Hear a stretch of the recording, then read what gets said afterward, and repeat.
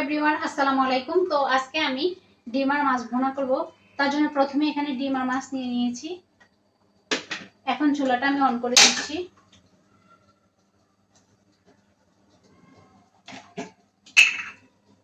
এখন দিয়ে দিব আমি রান্নার রেগুলার তেল।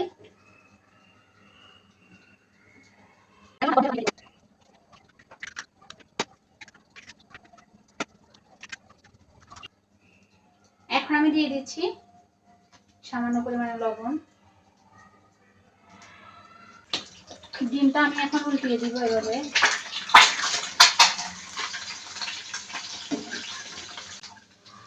এখন আমি ডিমটা তুলে নিচ্ছি একটা প্লেটে। এখন আমি মাছটা লবণ আর হলুদ দিয়ে ভালো করে মেখে নিচ্ছি।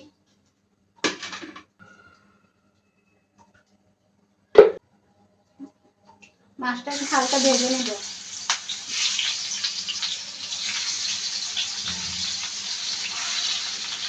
আমার মাছটা খুব সুন্দরভাবে ভাজা শেষ, আমি এখন প্লেটে উঠিয়ে নিচ্ছি।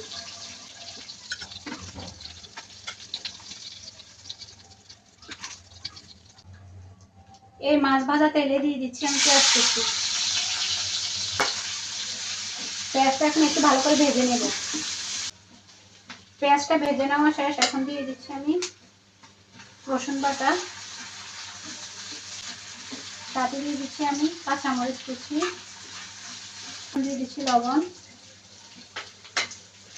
দিব সামান্য পরিমাণে হলুদ। পেঁয়াজ আর মরিচটা একসাথে ভালো করে ভেজে নিয়েছি। এখন দিয়ে দিচ্ছি আমি সামান্য পরিমাণে পানি। ঝোলটা ফুটে আসলে আমি এখন দিয়ে দিব ভেজে রাখা মাছ। এখন দিয়ে দিব ডিম।